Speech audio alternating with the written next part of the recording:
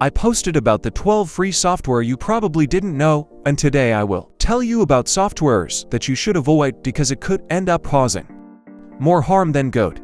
So, in this video I will tell you 10 free programs and apps that should be removed or never be installed on any computer.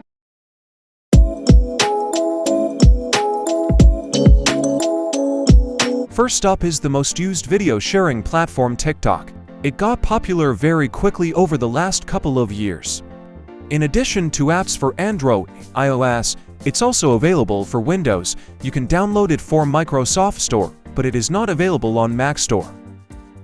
There are real privacy concerns that could put its users at risk. It's so bad that it makes the privacy policies of Facebook, Google, Amazon, and other tech companies look good in comparison.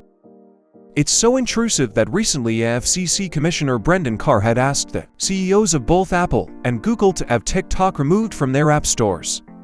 As yet, neither CEO has responded or taken action. As pointed out by the popular podcaster Joe Rogan, when he read TikTok's terms of service, it monitors keystroke patterns so it records what you type and listens to you through your device's microphone without your permission. Those are just a few of the reasons to not use TikTok on any device.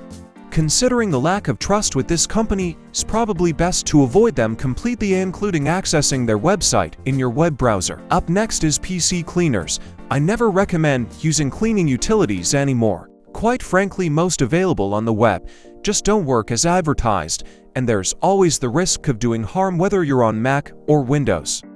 It's better to use the built-in tools on Windows and Mac. They now actually do a pretty good job with built-in tools without having to install third-party software. One such cleaning utility I don't recommend using anymore is CCleaner. At one time it was a trusted utility to clear out unwanted files and invalid registry items, but not anymore. Over the years they have gone downhill.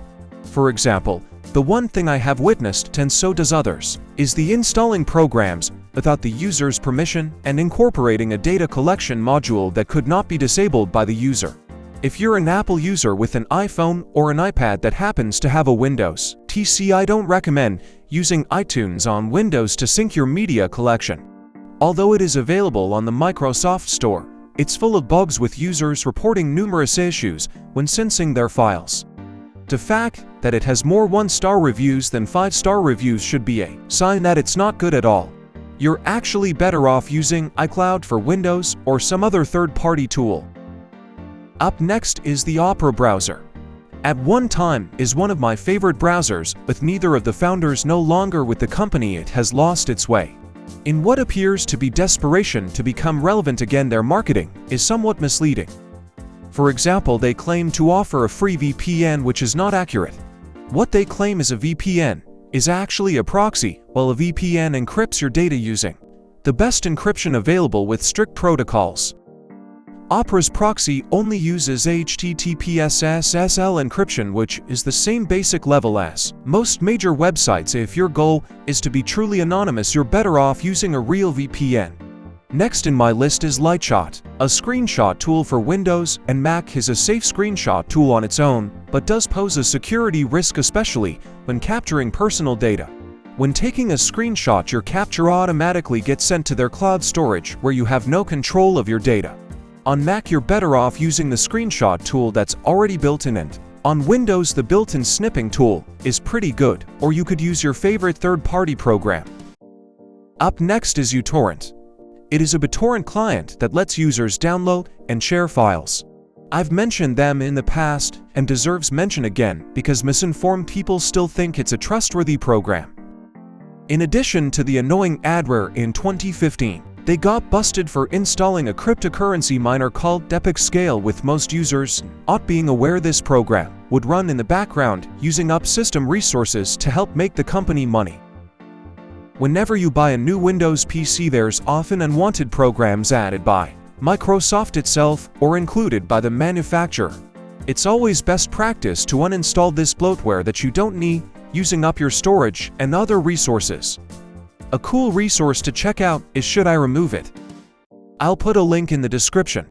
Doing a search on this site will give you additional details about that program and whether you should keep it or not. Next up is the Zoom. A video communication service was all the rage when people were forced to work from home. Lately, their numbers have been dwindling as users go back to the office. I've already noted their privacy and security concerns in the past and still don't recommend using it. While some issues have been fixed, other massive problems keep popping up, keeping it from being a trustworthy and reliable service, especially for business use, including a recent vulnerability for Mac that allows key root access to a user's computer. While vulnerabilities are not uncommon with most software, Zoom's terrible record with security, when compared to its competitors, is absolutely horrifying. WinRAR is a file extraction and compression tool for Windows that's been around since 1995. They give you a 40-day free trial, after which you can still use it for free for life, but you have to deal with the constant nagging to upgrade, which is why I don't recommend. It's a good program. There's just better options available for free without the pop-up nag screens.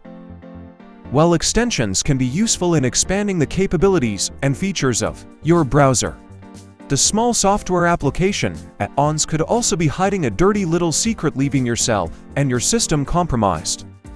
Be careful when looking for a specific add-on or particular category of extensions. You'll often find copycats of popular add-ons that will try to trick you into installing their extension. Sometimes these can be malicious. Oftentimes, looking at the reviews and number of users can give you a good indication whether an extension is legitimate or not. Thanks for watching. Please subscribe to ItsDailyTech and hit the bell icon.